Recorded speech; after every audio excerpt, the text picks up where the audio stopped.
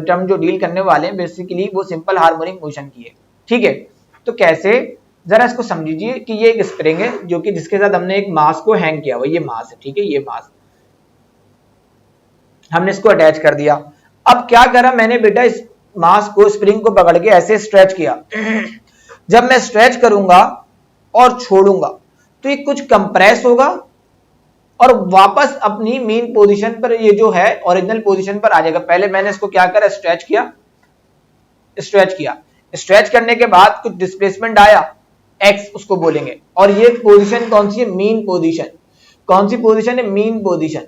Mean position पर value क्या रहती है बेटे, जीरो।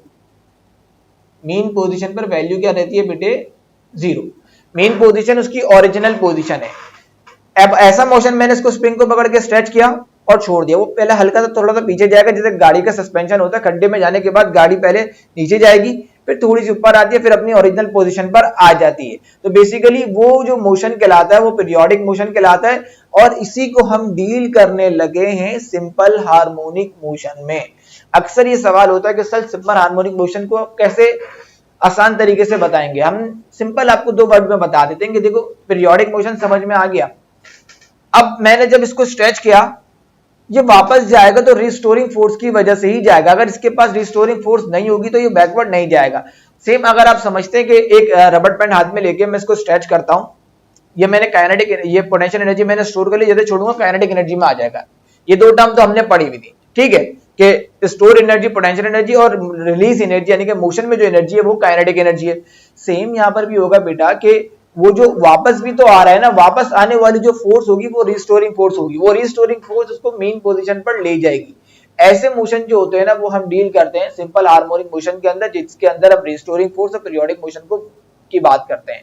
अच्छा, अब यहां पर एक इसकी जो बुनियादी डेफिनेशन है उसके ऊपर बात कर लेते हैं बेटा कि सिंपल हार्मोनिक मोशन बेसिकली एक स्पेसिफिक टाइप है।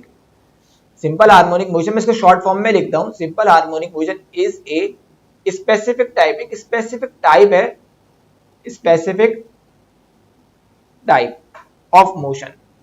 एक मोशन की बहुत स्पेसिफिक टाइप है ये सिंपल हार्मोनिक मोशन। कैसे, देखें जरा। एक्सीलरेशन डायरेक्टली प्रोपोर्शनल किसके होती है, माइनस एक्स के। अब ये क्या बात हुई सर, हमने इसको फोर्स लगा के स्ट्रेच किया, फोर्स लगा के स्ट्रेच किया ना। याद करें हम लोगों ने एक फॉर्मूला पढ़ा था क्लास 9 में हुक्स लॉ का, जो कि हमने बोला था फोर्स डायरेक्टली प्रोपोर्शनल होता है डिस्प्लेसमेंट के। जितनी ज्यादा फोर्स लगाऊंगा उतनी ज्यादा डिस्प्लेसमेंट आएगी, ऐसे ही जितनी ज्यादा मैंने एक्सेलरेशन लगाऊंगा उतनी ज्यादा डिस्प्लेसमेंट आएगी। तो यहां माइनस का क्या जिक्र है भाई, माइनस का मतलब ये है, ये इस तरफ जो जा रहा है ये पॉजिटिव में जा रहा है, पॉजिटिव में जा रहा है, और ये बैकवर्ड जो आ रहा है ये नेगेटिव में आ रहा है, ये प्लस एक्स का और ये माइनस एक्स का। तो इसलिए हमने बोला कि एक्सेलरेशन जो होती है वो डायरेक्टली प्रोपोर्शनल होती है नेगेटिव ऑफ डिस्प्लेसमेंट के। और जाहिर सी बात है जब प्रोपोर्शनल का साइन हटता है तो एक कांस्टेंट आता है, यहाँ पर भी वो कांस्टेंट हम एज यूजुअल के ही यूज करेंगे, माइनस के एक्स। ये सिंपल हार्मोनिक मोशन का बेसिक सी डेफिनेशन थी और ये इसका एक छोटा सा इंट्रोडक्शन था। हमारे पास अक्सर पेपर में एक क्वेश्चन आता है सिंपल पेंडुलम का। बेसिकली सिंपल हार्मोनिक मोशन की एग्जांपल है सिंपल पेंडुलम। हमने आपके लिए एक प्रैक्टिकल असाइन किया हुआ है, वो प्रैक्टिकल आपको दिखाएंगे सिंपल पेंडुलम का कि सिंपल पेंडुलम वर्क कैसे करता है। अभी आप इसको थ्योरेटिकली समझ लीजिए, फिर हम इसका एक प्रैक्टिकल परफॉर्म करेंगे और इंशाल्लाह वीडियो इस लेक्चर के साथ अटैच कर दी जाएगी और आपको समझ में और अच्छा आ जाएगा। हमारे पास अब लास्ट के 2 टॉपिक रह गए हैं, सिंपल पेंडुलम और ball and ball motion system. दोनों के दोनों टॉपिक में सेम बात चलेगी, ज्यादा बात नहीं होगी। मतलब जो आप सिंपल पेंडुलम समझ गए, आप बॉल एंड बॉल सिस्टम भी समझ जाएंगे और रियल लाइफ में आप उसको यूज भी कर चुके होंगे। अगर आप थोड़ा सा स्केटिंग वगैरह करते हैं तो उसमें आप यूज भी कर चुके होंगे इसके अंदर। देखें, सिंपल पेंडुलम बेसिकली एक एग्जांपल है किसकी, सिंपल हार्मोनिक मोशन की। अब मैंने यहाँ पर एक डायग्राम बनाई है आप लोगों के लिए कि कोई बुक से उठाइए आपकी डायग्राम। आप लोगों ने देखा होगा अक्सर और बेशतर सिंपल पेंडुलम, अपने घरों में एक पेंडुलम वॉचेस भी आती थी किसी जमाने में, कि एक वॉच होती थी ऐसे ऐसे हैंग्ड होती थी, ठीक है, वो नीचे वो इसके बॉल ऐसे मूव हो रही होती थी और जो बेसिकली ये वॉच ऐसे यहाँ पे चल रही होती थी, ये नीचे जो है ना और एक पेंडुलम नीचे हैंग्ड होता था और ये पेंडुलम मुस्तकिल इस तरीके से मूव हो रहा होता था, ये 1 सेकंड में इधर मूव हो रहा होता था, इसके सेकंड के हिसाब से उसमें लगाया जाता था। तो ये तो बिल्कुल से एग्जाम्पल थी जो हम लोगों ने देखी भी है, लेकिन हम इसको बिल्कुल से प्रैक्टिकल एग्जाम्पल के तौर पे समझते हैं कि ये होता क्या है। देखिए कि ये एक रिजिड सपोर्ट है। अब रिजिड सपोर्ट का मतलब एक ऐसी सपोर्ट से एक धागे को बांध देना जो सपोर्ट हिले नहीं, जैसे कि मेरा हाथ अभी हिल रहा है ना, अब ये बिल्कुल स्टिल है, अब मैं बिल्कुल अपने हाथ से ऐसे एक धागे को बांध दिया और उस धागे के साथ मैंने एक मास को अटैच कर दिया जो कि एक बॉल है, ठीक है, उसको मैंने अटैच कर दिया, तो ये एक रिजिड सपोर्ट जो कि हिलती नहीं है। Simple pendulum consist of a weightless and inextensible string. अब बच्चे इनएक्सटेंसिबल स्ट्रिंग का मतलब समझ लीजिए, एक ऐसी स्ट्रिंग, ये जो जिससे हमने एक बॉल को लटकाया है, ये वाली एक बॉल को जो हैंग हुआ है, ये एक इनएक्सटेंसिबल है। क्या है? इनएक्सटेंसिबल। इनएक्सटेंसिबल यानी कि खींचने वाली डोर नहीं है। खींचने वाली डोर होगी तो पेंडुलम इधर से उधर घूमता रहेगा, फिर आप कैलकुलेशन करते रहें। लेकिन ये क्या है? एक इनएक्सटेंसिबल स्ट्रिंग है जिससे हमने एक बॉल को हैंग कर दिया। ये रही एक बॉल, इसको हमने यहां पर इससे हैंग कर दिया। नेक्स्ट हमने क्या करा, और उस बॉल के मास को हमने क्या बोला हुआ है? एम। बॉल के मास को क्या बोला हुआ है? एम। अब जब बॉल का मास डाउनवर्ड एक्ट कर रहा है तो यहाँ पे वेट की बात की जाएगी ना। वेट का फॉर्मूला हम पढ़ चुके हैं, W इक्वल टू क्या होता है? mg होता है। वेट का formula W equal to mg हम पढ़ चुके हैं पहले ही। तो नेक्स्ट पॉइंट हमने यहाँ पर एक बात लिखी, अभी तो मैंने सिर्फ रिजिड सपोर्ट और इसके बारे में बताया, ये सारी चीजें बारे में हम डिस्कस करते हैं आहिस्ता आहिस्ता, ठीक है। बेसिकली यहाँ पे 3 फोर्सेस एक्ट कर रही होती है, सिर्फ एक बॉल के नीचे हैंड होने पर 3 फोर्सेस एक्ट कर रही होती हैं। सबसे पहले तो आप इस बात को अंडरस्टैंड कर लीजिए कि when the Bob is eight middle, अगर एक बॉब मिडिल पर है, यहां पर सेंटर पर है, तो ये इसकी कौन सी पोजीशन कहलाएगी? Mean position. क्या कहलाएगी? Mean position. मीन पोजीशन कौन सी पोजीशन कहलाएगी बेटे? मीन पोजीशन कहलाएगी। When you pull it one side, आपने क्या करा, उसको एक तरफ, यानी कि इस बॉल को आपने खींच कर यहां ले गए, यानी कि एक बॉल ऐसे हैंग थी, आप खींच के यहां ले गए, यहां ले गए, पुल इट वन साइड, और यहां से आपने इसको रिलीज कर दिया। जैसे ही आप छोड़ेंगे, यहां से एज्यूम करके चले मेरे हाथ में बॉब है, ठीक है, ये मैंने इसको जैसे ही रिलीज किया, ये इस तरफ आया, फिर यहां गया, फिर वापस है, जैसे बच्चे को झूले झुलाते थे ना, यहां से ऐसे रोटेट होता रहता था, मूव होता रहता था, यानी कि यहां से शुरू हुआ, यहां पर गया और वापस यहां पर आया। यहां से यहां तक आने वाली जो मोशन को बोलते हैं ऑसिलेटरी मोशन। कौन सा मोशन? Oscillatory motion. और एक बात और सुन लीजिए कि यहां से जब मैंने इसको छोड़ा, ये इसकी मीन पोजीशन हुई, ये इसका कहलाएगा एक्सट्रीम पोजीशन। एक्सट्रीम पोजीशन में मैंने इसको पकड़ के रखा हुआ और मैंने इसको यहां से छोड़ दिया और ये ऐसे मूव होके आगे गया और फिर वापस यहां पर आया। जैसे यहां पर आने में जितना वक्त लगेगा, one complete oscillation is called, बोलो भाई, अभी बताया था सर ने, टाइम पीरियड। क्या कहलाता है? Time period.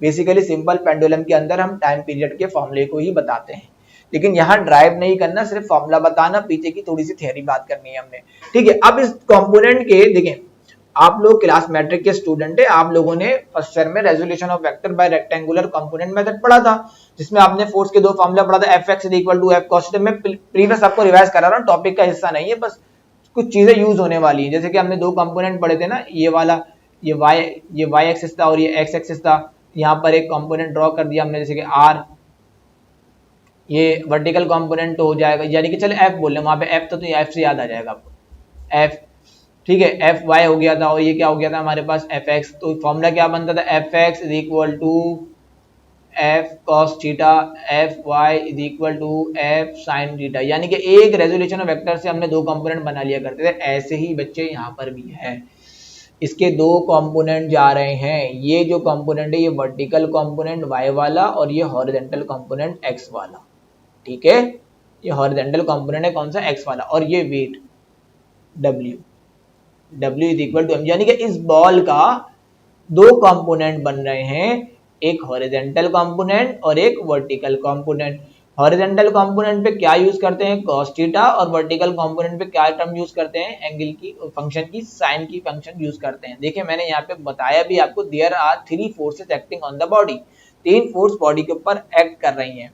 Number 1 tension in the string. अब टेंशन वो वाली दिमाग वाली टेंशन तो वैसे भी बहुत है, ये वाली टेंशन दूसरी है।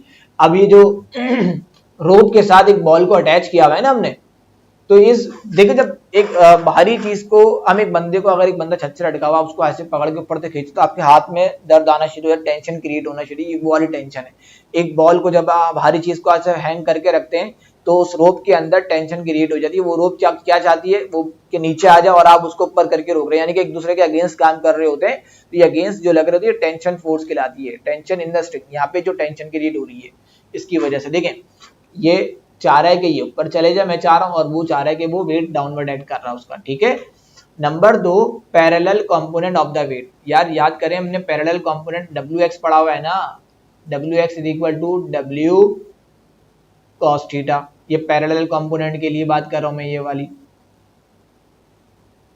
ठीक है। देखें जरा गौर से देखें, ये टेंशन और ये दोनों एक दूसरे के क्या है, पैरेलल ही जा रहे हैं ना, तो पैरेलल कंपोनेंट। लेकिन अगर ये टेंशन को देखें और इसको देखें, ये एक दूसरे के दरमियान परपेंडिकुलर है।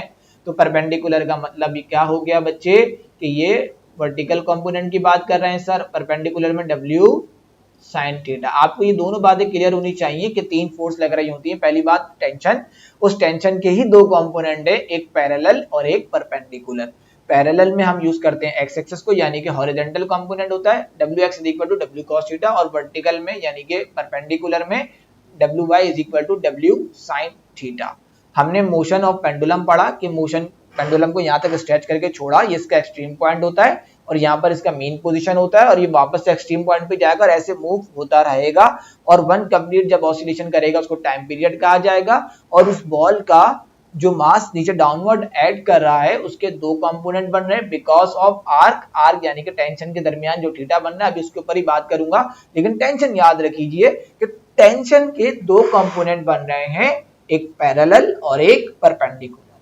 यहां तक हमारी बात क्लियर है, तो हम आगे बढ़ते हैं। ओके, मैंने आपको ये बात बताई ना, मोशन इज रिपीट इटसेल्फ, खुद से खुद मूव होता रहेगा, इसमें कोई मसले वाली बात हमें नहीं आएगी। तो वही बात मैं दोबारा, मैंने आपको एक बात पहले कह दी थी कि मैं एक बात बार बार करता रहूंगा क्योंकि वो सारी बातें मैं आपसे कर चुका हूं। अब हम उस बात को लिख रहे हैं, एक प्रेजेंट फॉर्म में बात कर रहे हैं उससे हम आपसे ना, ठीक है। तो W is equal to mg sin theta divided into 2 part. Side से बातें 2 पार्ट में डिवाइड हो रहा है, एक mg cos थीटा और एक mg sin थीटा में, ठीक है। ये बन रहा है अलोंग द स्ट्रिंग के अलोंग बन रहा है, अलोंग द स्ट्रिंग, ठीक है। और ये बन रहा है अलोंग दी आर्क। अब इसका मतलब समझ लीजिए, अलोंग दी आर्क का मतलब भी समझ लीजिए बच्चे, अलोंग दी आर्क यानी कि थीटा, कॉज ऑफ मोशन। और यही हमें बेसिकली मोशन की वजह से बता रहा है, कॉज ऑफ मोशन। मैं एक्सपेरिमेंट आपको करके दिखाऊंगा इंशाल्लाह उसमें, और आपको ये सिंपल पेंडुलम भी क्लियर हो जाएगा, देखें और अच्छी तरीके से। लेकिन अल्हम्दुलिल्लाह अभी हमारा काफी हद तक टॉपिक क्लियर है कि देखें ये जो है अलोंग द स्ट्रिंग है, ठीक है, mg cos थीटा। और ये दूसरा वाला देखें, दूसरा वाला जरा गौर से देखें, ये आर्क है, ये थीटा के इसके अलोंग बनाया जाता है, ठीक है। कि देखो अगर जरा ध्यान देना, ये एंगल है, ये क्या कहलाता है, आर्क, ठीक है। अब जितना ज्यादा मैं एंगल रखूंगा उतना ज्यादा मेन पोजीशन यानी कि उतनी ज्यादा डिस्प्लेसमेंट आएगी। ये जो कंपोनेंट वर्टिकल कंपोनेंट है, ये जो है ये वाला mg sin थीटा वाला, ये किसके अलोंग बन रहा है, थीटा के अलोंग बन रहा है। क्योंकि देखो अभी मैंने, अगर मिसाल के तौर पर जरा इधर जल्दी से देखें आप, अभी मैंने कोई भी एंगल ने ड्रॉ किया तो ये एक दूसरे के क्या है, परपेंडिकुलर है, 90 डिग्री पर है ना, परपेंडिकुलर है ना, 90 डिग्री पर है, तो ये अलोंग दी आर्क होगा, क्या होगा, अलोंग दी आर्क। लेकिन जब मैंने इसको डिस्प्लेस कर दिया तो उसका कंपोनेंट यहाँ पर कौन सा बन गया, हॉरिजॉन्टल वाला भी बन गया, पैरेलल वाला ही बन गया, अलोंग द स्ट्रिंग वाला, यूं वाला एक कंपोनेंट भी ड्रॉ हो गया, mg cos थीटा वाला। सिंपल खड़ा हुआ है तो क्या हो जाएगा, mg sin थीटा, यानी कि परपेंडिकुलर वाला कंपोनेंट, ठीक है। तो ये 2 कंपोनेंट हमने इसके रीड कर लिए, ओके। अच्छा, रिस्टोरिंग फोर्स के बारे में हम बात कर चुके हैं कि रिस्टोरिंग फोर्स क्या होता है। The force mg sin theta, सिर्फ यहाँ पर एक ये वाली ही फोर्स है जो उसको वापस बैकवर्ड लेकर आ रही है, रिस्टोरिंग फोर्स। इसको बैकवर्ड लाने वाली जो फोर्स है, ये जो आप इसको आर्क को बोल रहे हैं ऐसे, जो एंगल इसके दरमियान बन रहा था ना, ये वाले डायग्राम के दरमियान जो एंगल बन रहा था, आप जरा गौर से देखें, ये जो एंगल है ये वाला, दिस वन इज एंगल। तो ये जितना ज्यादा एंगल बढ़ा देंगे, देखिए यहाँ तक भी ला सकता हूँ बॉल को, यहाँ तक भी, यहाँ तक जाएंगे तो फिर वो झोल खा के वो ऐसी गोल गिर जाएगी, वो फिर एक अलग पेंडुलम के ऊपर डिस्कशन चली जाएगी, लेकिन हमारा वो टॉपिक ऐसा नहीं है, तो हम उसके ऊपर इतनी बात नहीं करते हैं, ठीक है। तो रिस्टोरिंग फोर्स को वापस लाने वाली फोर्स जो रिस्टोर, देखो यहाँ तक जब पकड़ेंगे तो एनर्जी को स्टोर करेगा ना, जब उसको मैंने छोड़ा एनर्जी मैक्सिमम हुई, यहाँ पे जीरो हुई, फिर यहाँ पे मैक्सिमम हुई, फिर यहाँ पे रिस्टोर होके दोबारा से बैकवर्ड ऐसे मूव होता रहेगा, कभी भी नहीं रुकेगा, ठीक है। तो अब इसका वो मैं बात करने लगा था टाइम पीरियड की, जो हमने बात कर ली, one complete oscillation is called time period. Time period का यहाँ पर एक बुनियादी फॉर्मूला बनता है, जो कि क्या होता है बेटा, जो कि हमने ड्राइव नहीं करना, डायरेक्टली लिखना है, T equal to 2 pi under root length over gravity. अच्छा जी, T मीन्स टाइम पीरियड, ये तो आपको पता ही है, ये कहलाता है हमारे पास टाइम पीरियड, ठीक है। ये लेंथ ऑफ स्ट्रिंग, और ये हमारे पास मालूम है हमें क्या होता है, ग्रेविटी। क्या होता है बेटा, ग्रेविटी। अच्छा, ये 2 पाई का मतलब भी समझ लीजिए, यहां पर हम पाई की सरकमफेरेंस की वैल्यू यूज करते हैं 3.142, ठीक है, और 2 ये फॉर्मूले का है, ठीक है। अच्छा, एक चीज और क्रैक कर लें अपने दिमाग में ताकि आपको और क्लियर हो जाए कि अगर मैं इसको आर्क में नहीं यूज करता, सरकमफेरेंस में, और मैं इसको रेडियन वाली वैल्यू यूज करता हूं, जैसे कि ये समझने के लिए अगर आप इसको ना भी याद रखें, ना भी इसको फोकस करें, तब भी कोई फर्क नहीं पड़ेगा, क्योंकि ये आपको शायद उसमें मैट्रिक के लास्ट चैप्टर में मैथ्स में आपको नजर आ जाएगा, ट्रिग्नोमेट्री के अंदर। अगर मैं 2 पाई की बात करता हूं बेटे, तो 2 पाई की अगर मैं पाई की वैल्यू 180 यूज करता हूं, ठीक है, 2 मल्टीप्लाई बाय 180, तो ये हो जाएगा बेटा 360। अगर मैं पेंडुलम को ऐसा गोल घुमा दूं तो क्या बन जाएगा भाई, 360 बन जाएगा। पाई की वैल्यू 180 भी यूज कर सकते हैं, लेकिन हम यहाँ पे सरकमफेरेंस वाली वैल्यू यूज करते हैं, जो कि होती है 3.142 वाली, ठीक है। तो रेडियन में ये वाली वैल्यू यूज करी जाएगी। तो ये हमारा था सिंपल पेंडुलम। लास्ट टॉपिक है इस चैप्टर का, उसके बाद डैम्प ऑसिलेशन है, बॉल एंड बॉल सिस्टम। अच्छा, मैं सारी वर्डिंग ऑलमोस्ट पीछे लिख चुका हूं, तो यहाँ मैं कुछ आपके लिए ज्यादा लिखूंगा नहीं, बस हमने बात ज्यादा करनी है यहाँ पे। देखें, आप लोगों ने स्केट बोर्ड देखा होगा, वो जो स्केटिंग करते हैं बंदे, ये इस तरीके का स्केट बोर्ड होता है, यहाँ पर समझ लीजिए ये वाला, ये एक पर्सन है पॉइंट ए पर यहाँ पे खड़ा हुआ है, और यहाँ से वो रोटेट, यहाँ पे वो अपने स्केट बोर्ड को पकड़ के खड़ा हुआ, और वो वैसे वहीं से रिलीज हो गया। ये इसका कहलाता है एक्सट्रीम पोजीशन पॉइंट। कौन सा पॉइंट कहलाता है, एक्सट्रीम पोजीशन पॉइंट। अच्छा, ये भी सिंपल हार्मोनिक मोशन की एग्जांपल है। तो यहाँ पर आया, यहाँ पर इसकी कौन सी पोजीशन कहलाएगी बेटा, मीन पोजीशन। मीन पोजीशन, जैसे कि मैंने आपको कल एग्जांपल 9th क्लास में एग्जांपल दी थी कि जब पेन को हम ऊपर फेंकते हैं तो एक पॉइंट ऐसा आता है कि पेन वापस आता है। वो जो पॉइंट है जिसमें पेन वापस आ रहा है, वो कौन सा पॉइंट कहलाता है हमारा बेटा, वो हमारा कहलाता है फाइनल पॉइंट। अगर वहां पर वेलोसिटी जीरो नहीं होगी तो कभी भी वो नीचे नहीं आएगा, वो ऊपर ही जाता रहेगा। ऐसे यहाँ पर होता है कि यहाँ पर अगर देखें तो जीरो मीन पोजिशन, यहाँ पे वेट W=mg नॉर्मल, ठीक है, R, और फिर वापस जाएगा, यहाँ पर आएगा, यहाँ पे इसका क्या कहलाएगा, दोबारा से एक्सट्रीम पोजीशन पे जाएगा। इस तरीके से ये मूव होता रहेगा, रुकेगा नहीं। और इस तरीके वाले ऑसिलेशन को हम क्या बोलते हैं बेटे, कौन सी ऑसिलेशन कहला रही है, इस तरीके की मोशन को हम बोलते हैं ऑसिलेटरी मोशन। और यहाँ से यहाँ तक आने में उसने जितना वक्त लगाया उसको बोलते हैं हम टाइम पीरियड। पढ़ चुके हैं इस बारे में हम, क्या बोलते हैं बेटा, टाइम पीरियड, ठीक है। अब जो हम करने लगे हैं इस चैप्टर के कुछ न्यूमेरिकल्स है। अच्छा, न्यूमेरिकल्स में जो अनसॉल्व न्यूमेरिकल है वो मैं लाजमी सॉल्व कराऊंगा, और जो सॉल्व एग्जांपल है मैं चाहूंगा कि आप लोग वो खुद से सॉल्व करें। अगर उसमें कोई इशू आता है अनसॉल्व न्यूमेरिकल्स के अंदर तो वो आप मुझसे जरूर पूछें, ठीक है। तो अब हम स्टार्ट करने लगे हैं बेटा न्यूमेरिकल्स। पहला न्यूमेरिकल है जनरल प्रॉपर्टीज ऑफ वेव्स का। देखिए क्वेश्चन क्या है हमारे पास, व्हाट इज द वेवलेंथ। हम डिस्कस कर चुके हैं कि वेवलेंथ क्या होती है, ठीक है। हमसे कह रहे हैं कि वेवलेंथ फाइंड आउट करें। रिक्वायर्ड में हम लिख लेते हैं वेवलेंथ की, कि हमें बोलते हैं कि वेवलेंथ फाइंड आउट करें। ये वाला पेन, ठीक है। हमें कह रहे हैं कि वेवलेंथ बताएं क्या होगी, ठीक है। और आगे what is the wavelength of a radio wave broadcast. एक रेडियो वेव ब्रॉडकास्टिंग हो रही है जिसकी वेव जा रही है, जहाँ पे हम लोग सुन रहे हैं एक रेडियो स्टेशन से, with a frequency of 13 1300 kilo hertz. उसकी जो फ्रीक्वेंसी है बेटा वो कितनी है, 1300 किलो हर्ट्ज। ठीक है, 1300 किलो हर्ट्ज। तो याद रखें कि किलो का मतलब होता है 1K का मतलब होता है, अलबत्ता तो यहाँ पे गिवन है, अगर आपको ना भी गिवन है तो आपको मालूम होना चाहिए किलो का मतलब होता है 1000।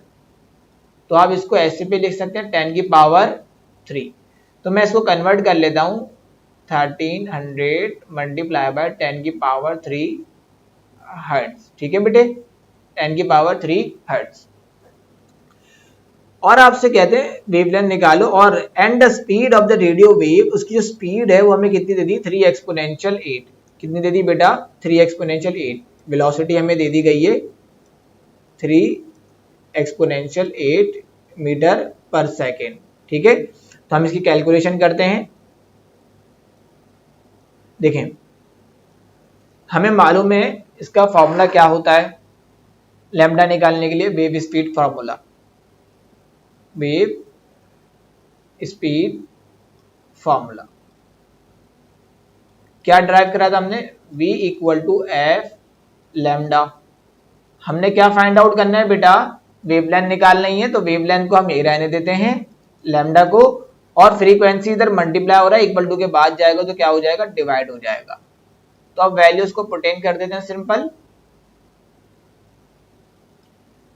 वैल्यूज को जब आप पुट इन करेंगे तो लैम्डा इक्वल टू वेलोसिटी हमारे पास कितनी है बेटे, 3 एक्सपोनेंशियल 8, 3 एक्सपोनेंशियल 8, और फ्रीक्वेंसी हमने कितनी चेंज कर ली, 1300 एक्सपोनेंशियल 3। जब इन दोनों वैल्यूज को साइंटिफिकली हम डिवाइड करते हैं तो हमारे पास एक पर्टिकुलर आंसर आता है। अगर लेट सपोज मान लीजिए आपके पास साइंटिफिक कैलकुलेटर नहीं है तो आप कैसे सॉल्व करेंगे, आप सिर्फ इन दो वैल्यूज को देखें, 3 डिवाइडेड बाई 1300। ठीक है, और ये बेस सेम है ना, इसकी 10 की पावर 8 है और इसकी 10 की पावर 3 है, तो ये बेस जब ऊपर जाएगी 10 की पावर 3 तो माइनस में हो जाएगी, -3 में हो जाएगी। ठीक है, तो लैम्डा इक्वल टू इसकी जो भी वैल्यू आ रही है वो लिख लीजिएगा, 10 की पावर -3 क्या हो जाएगा, 5। ठीक है, जब मैं इसको पूरा सिंप्लीफाई फॉर्म में लिखता हूँ आंसर को, तो ये मेरे पास कुछ आंसर इस तरीके से बनता है 230.76 मीटर। ठीक है, आप चाहे इसको डायरेक्टली साइंटिफिक कैलकुलेटर से भी यूज कर सकते हैं। आप 3 डिवाइडेड बाय 1300 करें, एक वैल्यू आएगी 230 पॉइंट नहीं आ रहा होगा, कोई एक एक्सपोनेंशियल वैल्यू आ रही होगी, तो आप उसको जब सिंप्लीफाई करेंगे तो आपके पास आंसर आ जाएगा। कैलकुलेटर साथ लेके बैठने और हाथ के हाथ सिंप्लीफाई फॉर्म में करते चले जाएं। ठीक है, तो न्यूमेरिकल नंबर 1 हमारा यहाँ पर एंड हो जाता है। इसी तरीके से हम न्यूमेरिकल नंबर 2 पर आते हैं। द वेव मूविंग, एक वेव मूव कर रही है इन द पाउंड, एक तालाब है, अब जब उसमें कोई पत्थर फेंका गया तो वेव ऐसे जनरेट हुई, जबकि मैंने वहां पहले भी बनाई थी, एक मूव कर रही है, स्प्रेड हो रही है, और उसकी जो वेवलेंथ है वो कितनी दी गई है, 1.6 मीटर, 1.6 मीटर। अच्छा ये गिवन है, लिख लीजिएगा। अच्छा मैं अभी ना भी लिखूं तो आपको दिमाग में आ जाएगा, इसलिए मैंने पहला जो न्यूमेरिकल है उसमें सब कुछ गिवन, रिक्वायर्ड, फार्मूला वगैरह सब लिख के दिखाया आपको। ठीक है, और उसकी जो फ्रीक्वेंसी दे दी गई है बेटा, वो फ्रीक्वेंसी दी गई है 0.80 hertz. Simple, calculate the speed of waves, speed निकालनी है हमने, वेलोसिटी फाइंड आउट करनी है। ठीक है, ओके, वेलोसिटी फाइंड आउट करनी है तो कौन सा फॉर्मूला लगेगा, v equal to F lambda. v is equal to F की वैल्यू हमारे पास कितनी है, 0.80 मल्टीप्लाई बाय 1.6। जब आप सिंप्लीफाई करेंगे, इसको मल्टीप्लाई कराएंगे तो आपके पास आंसर कुछ आएगा 1.28 मीटर। तो हमारे पास सेकंड न्यूमेरिकल भी डन हो गया। अच्छा ये इतने छोटे न्यूमेरिकल दे भी देते हैं अक्सर और बेशतर पेपर में, आप देखेंगे पास पेपर में तो ये आया हुआ भी होगा इस तरीके के क्वेश्चन, तो इसको हल्के से हल्का मत लीजिएगा कि भाई इतना सवाल है नहीं आएगा पेपर में, ऐसा नहीं हो सकता, कुछ भी दे देते हैं मैट्रिक के अंदर। बहुत सारे एक तो न्यूमेरिकल शॉर्ट है, ज्यादा न्यूमेरिकल नहीं है, तो उनके पास चॉइस कम है, तो कुछ भी न्यूमेरिकल आ जाता है। तो न्यूमेरिकल पे ज्यादा से ज्यादा फोकस करेंगे कि सबसे पहले तो हमने सीखना है डाटा कैसे कलेक्ट करें। 2 न्यूमेरिकल तो हमने कर लिए अभी। नेक्स्ट मंथ पर हम आते हैं जब, अब देखें ये थोड़ा सा ट्रिकी हो जाएगा आपके लिए। एक 50 वेव्स, 50 वेव्स आपकी पास हो रही हैं, तो हम यहाँ पे इसमें लिखते हैं गिवन में number of waves, number of waves जो कि कितनी है हमारे पास 50, throw a point in the rope. ये आपने देखा होगा, ये रोप अगर मैं यहाँ पे बांध देता हूँ और यहाँ से एक बंदा पकड़ के उसको स्ट्रेच कर, तो यहाँ इतने ज्यादा तो 50 नहीं बना सकता, तो 50 वेव्स बन रही है उसके अंदर, ठीक है।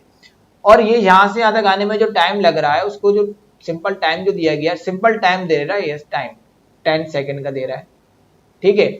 What are the frequency, what are the frequency बतानी है और पीरियड बताना है। Period means time period, time period बताना है। इफ अगर वेवलेंथ जो है आपके पास कितनी है 8 सेंटीमीटर की है, लैम्डा हमारे पास कितना है बेटा 8 सेंटीमीटर। तो याद रहे बेटे, भूलिएगा मत, जहां सेंटीमीटर देखो आंख बंद करके उसको कन्वर्जेशन कर लो कि centimetre converted into metre divided by 100, तो मे बी आ जाएगा 0.8 0.08 मीटर। मैं यहाँ कन्वर्जेशन भी लिख देता हूँ, सेंटीमीटर को जब आप कन्वर्ट करते हैं मीटर के अंदर तो डिवाइड बाय करते हैं 100, ठीक है। तो ये याद भी रखिएगा, और जब मीटर से सेंटीमीटर में जाएंगे तो मल्टीप्लाई बाय 100 कराएंगे, ठीक है। तो सिंप्लीफाई करते हैं इस क्वेश्चन को।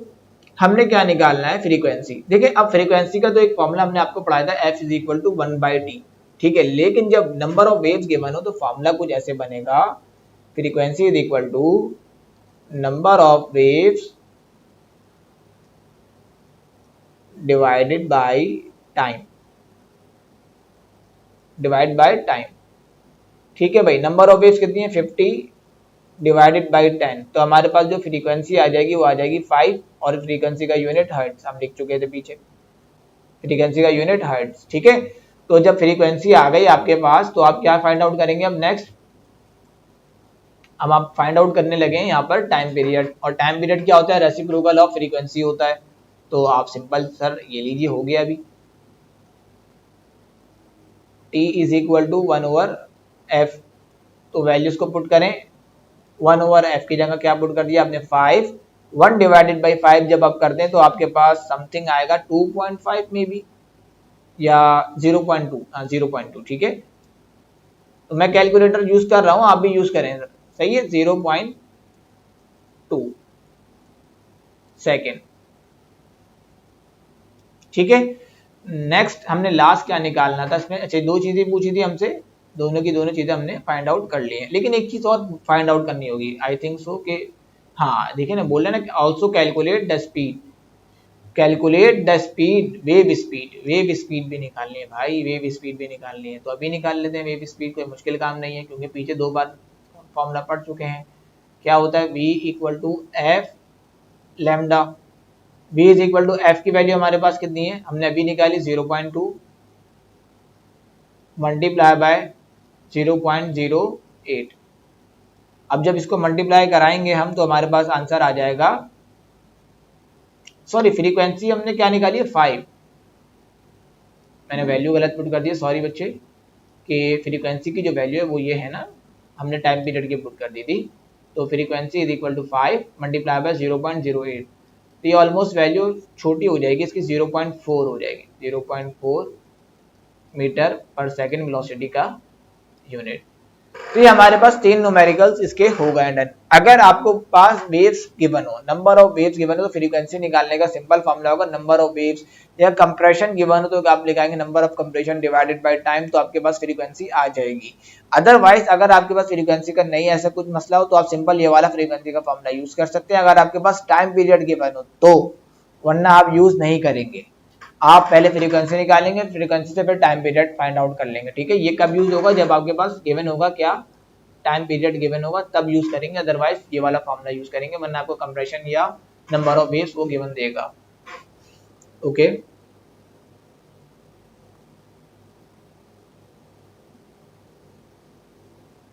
नेक्स्ट न्यूमेरिकल की तरफ बढ़ते हैं। Slinky has produce longitudinal waves, याद करें मैंने लॉन्गिट्यूडनल वेव्स पढ़ाया है आपको, जो कि दोनों के दोनों पैरेलल होते हैं। पार्टिकल्स क्या होते हैं, डायरेक्शन भी और प्रोपगेशन भी दोनों की दोनों पैरेलल में चल रही होती हैं।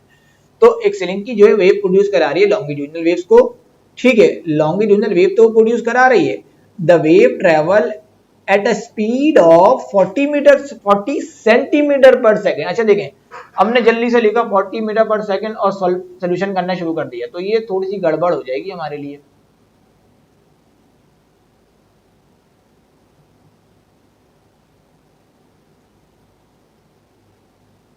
ओके, अब देखें जरा, ये वेलोसिटी की जो वैल्यू है हमारे पास वो कितनी है, हमारे पास 40 सेंटीमीटर पर सेकेंड। तो मैं सेंटीमीटर को मैंने अभी कहा था फौरन से चेंज कर लेना आप, 40 डिवाइड बाई 100, तो मेरे पास जो वैल्यू आएगी वो 0.4 आ जाएगी। क्या आ जाएगी? 0.4 मीटर पर सेकेंड। ठीक है, तो मैंने इसकी कन्वर्जेशन भी कर ली है।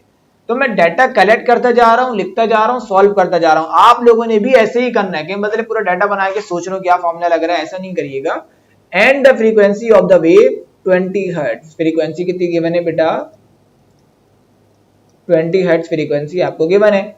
What is the minimum separation? देखिए मैंने पार्टिकल्स के बारे में जब बताया था वो इस तरीके से मूव जब होते हैं तो ये सेपरेशन होती है ना, मिनिमम सेपरेशन ये वाली, ये क्या कहलाता है? इसका lambda wavelength.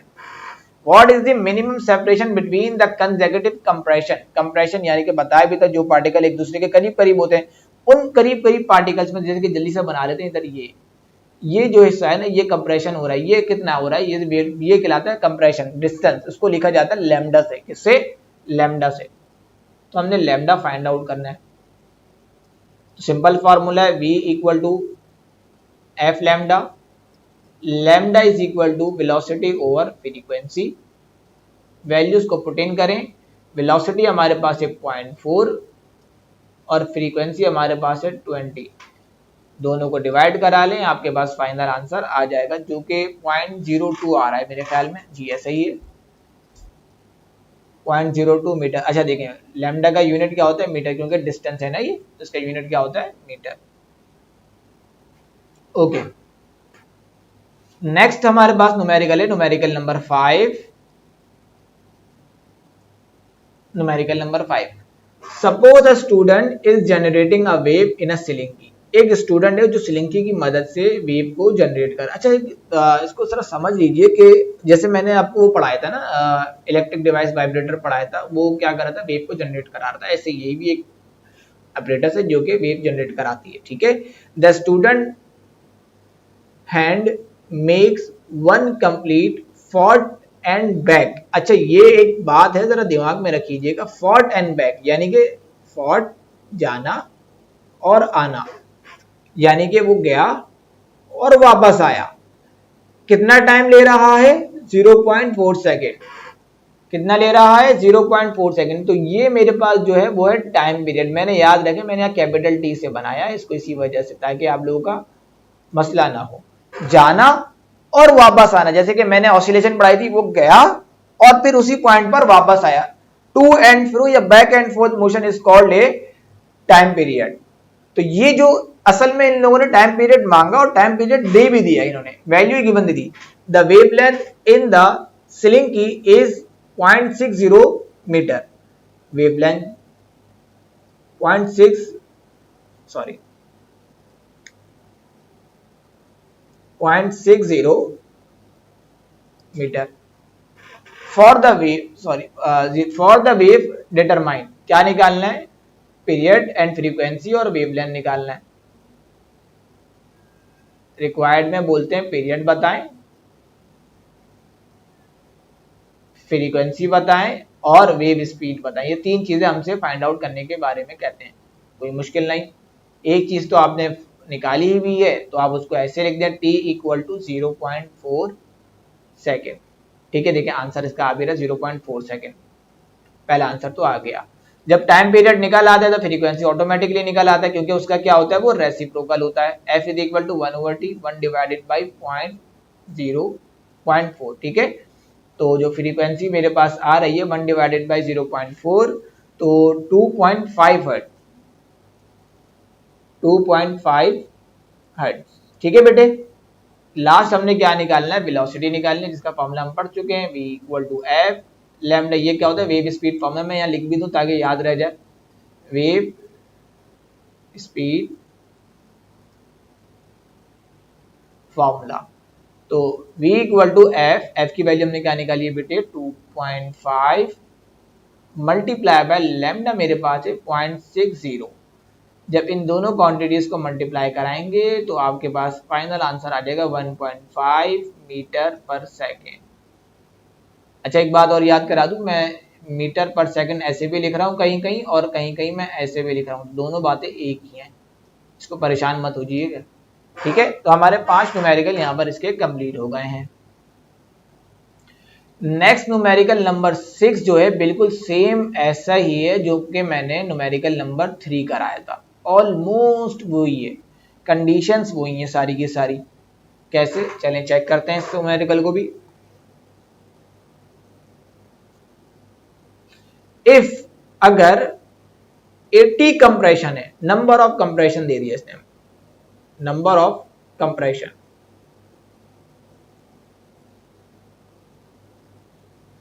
Number of compression कितनी दे दी 80, pass through a point in spring, एक स्प्रिंग, जैसे कि आप लोगों ने बचपन में गेम खेला था स्प्रिंग वाला, स्लिंकी वाला, उसमें वो स्प्रिंग आता है ऐसे, देख वेट तस्वीर दिखाता हूं आपको मैं, स्प्रिंग इन 20 सेकंड, टाइम लग रहा है कितना 20 सेकंड का। ठीक है, कैलकुलेट द फ्रीक्वेंसी, ठीक है जनाब, फ्रीक्वेंसी निकालनी है, एंड द पीरियड, ओके जी, टाइम पीरियड भी निकाल लेते हैं। If two consecutive compression are 8 centimetre apart, दो कंसेक्यूटिव होंगे यानी कि क्रस्ट और ट्रफ जैसे समझाया था वैसे ही दो कंसेक्यूटिव जब होंगे तो उसके दरमियान का जो फासला होगा उसको हम क्या बोलते हैं बेटा, वेव लेंथ।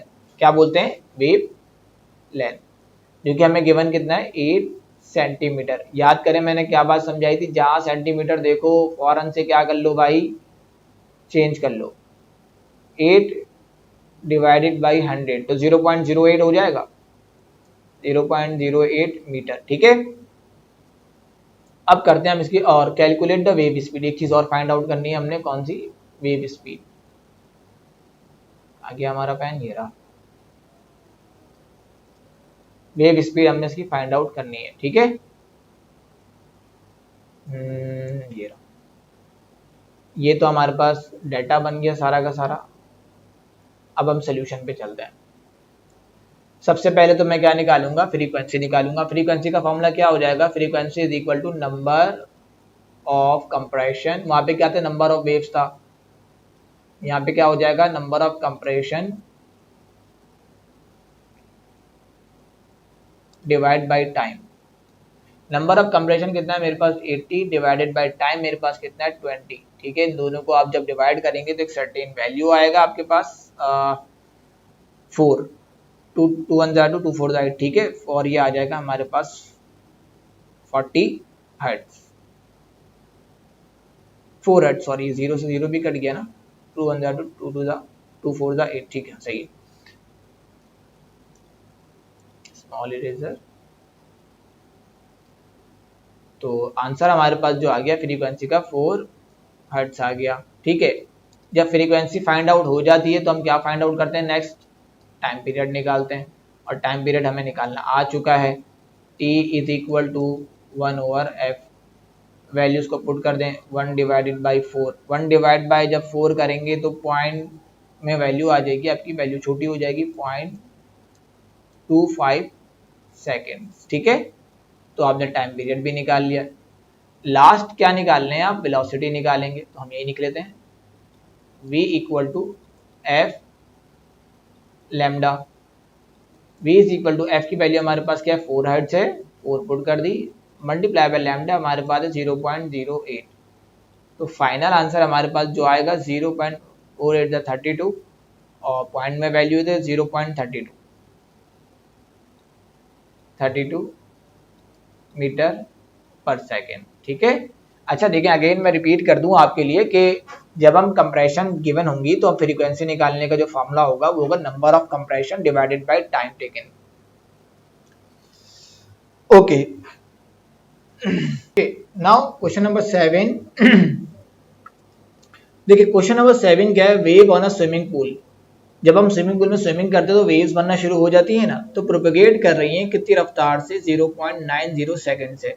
तो डाटा में पहली चीज तो हम ये लिख देते हैं बेटे कि जो वेलोसिटी है वो हमें दी गई है 0.90 मीटर पर सेकेंड।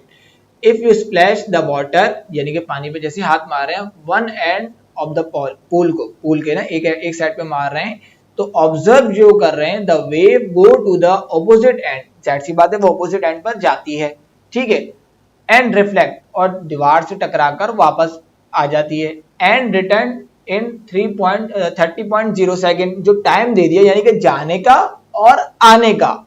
वेव जा रही है यानी कि वेव इस पूल पर जा रही है और इस पे टकराकर वापस आ रही है, तो कितने देर में आ रही है, टाइम पीरियड दे दिया गया है 30.0 सेकेंड, ठीक है।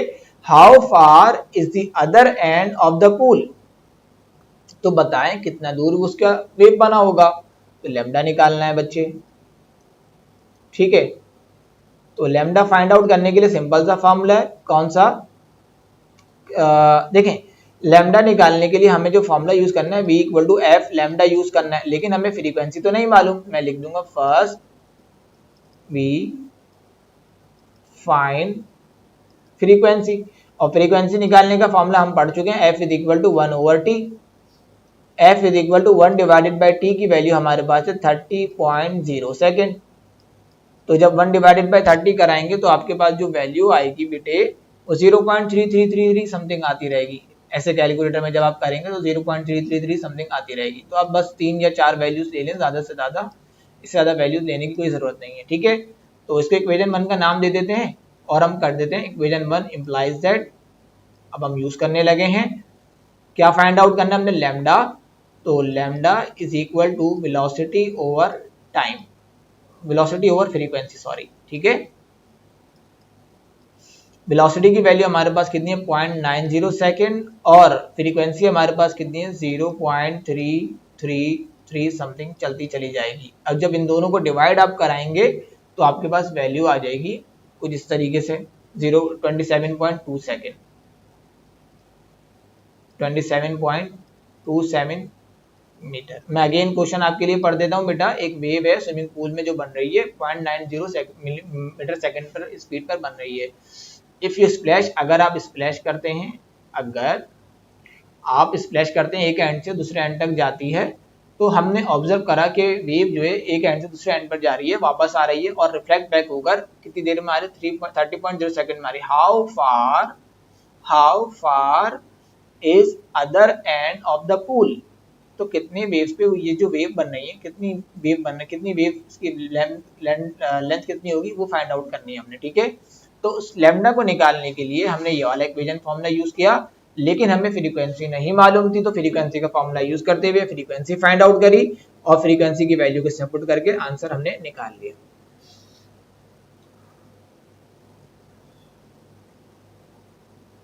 इस चैप्टर का बिल्कुल से लास्ट न्यूमेरिकल और मोस्ट इंपॉर्टेंट न्यूमेरिकल जो कि पेपर में बहुत बार आस्क हुआ है, और इसकी एग्जांपल्स भी हैं जो कि हम लाइव सेशन में आपके साथ डील करेंगे। आपको कुछ निराश नहीं करनी और बताना है मुझे कि सर हमने करी है नहीं करी। अ सिंपल ऑसिलेटिंग पेंडुलम, एक सिंपल ऑसिलेटिंग पेंडुलम है जिसकी लेंथ जो है 80 सेंटीमीटर है, 80 सेंटीमीटर। सबसे पहले तो उसको कन्वर्ट कर लें, 80 डिवाइडेड बाई 100 तो 0.8 आ जाएगा मीटर में, ठीक है। कैलकुलेट, क्या करना है आपने, पीरियड, ठीक है, और फ्रीक्वेंसी निकालनी है, और कह रहे हैं कि ग्रेविटी की वैल्यू आप 9.8 लेकर चलें। ओके जनाब, बिल्कुल सही कह रहे हैं आप। तो हमें पता है टाइम पीरियड का फॉर्मूला, कब, सिंपल पेंडुलम के अंदर क्या पढ़ा था हमने, T equal to 2 pi under root L over G, ठीक है। तो वैल्यूज को पुट इन करने लगे हम, 2 पाई, मैंने वहां पाई का वैल्यू आपको बताया था 3.142 होता है, ठीक है। लेंथ की वैल्यू हमारे पास है 0.8 डिवाइडेड बाय ग्रेविटी की वैल्यू 9.8, ठीक है। 2 3 6 समथिंग ये आ जाएगा 6.28, ऑलमोस्ट 6.282, और इन दोनों को जब आप डिवाइड कराएंगे तो आपके पास आएगा 0.0816। अभी हमने रूट नहीं लिया, अब हम इसका क्या ले लेंगे बेटे, रूट ले लेंगे। जब हम रूट लेंगे तो अभी इस वैल्यूज को ऐसे ही रहने दें 6.282 को, और जब आप इसका रूट ले लेंगे आपके पास आंसर आएगा 0.825। अब इन दोनों क्वांटिटीज को आपस में मल्टीप्लाई करा लें, जब आप मल्टीप्लाई कराएंगे तो आपके पास फाइनल आंसर इसका जो आएगा 1.79 सेकेंड आ जाएगा, 1.79 सेकेंड। ठीक है, टाइम पीरियड निकल चुका है तो फ्रीक्वेंसी निकालना कोई मुश्किल काम नहीं है, क्योंकि फ्रीक्वेंसी क्या होता है, टाइम पीरियड का रेसिप्रोकल होता है। F is equal to 1/t formula था। ठीक है, यूजिंग, मैं लिख भी देता हूँ यहाँ पे, यूजिंग, हम ये फॉर्मूला यूज करना चाहिए, ये इसका पार्ट बी है। ठीक है, तो t का वैल्यू हमने क्या निकाला है 1.79, तो फ्रीक्वेंसी की जो वैल्यू आ जाएगी 1 डिवाइडेड बाई 79 0.558 और यूनिट क्या होता है इसका, हर्ट्ज। ठीक है, तो हमारे इस चैप्टर के न्यूमेरिकल्स भी बेटे एंड हो चुके हैं बिल्कुल से, और ये न्यूमेरिकल लाजमी आते हैं, जैसे कि एग्जांपल्स हैं इस चैप्टर की लास्ट की, वो पूछी जाती हैं सिंपल पेंडुलम की। कहीं आपको बोला जाएगा कि ग्रेविटी लेंथ निकाल लें और टाइम पीरियड आपको दे दिया जाएगा, तो आप कैसे फाइंड आउट करेंगे, वो एक एग्जाम्पल है जो कि हम लाइव सेशन में भी डील करेंगे, और आपको होमवर्क भी है, आप वो लाजमी एग्जाम्पल्स को सॉल्व करें। मिलते हैं नेक्स्ट वीडियो में नेक्स्ट चैप्टर के साथ, अपना बहुत ख्याल रखें, अल्लाह हाफिज।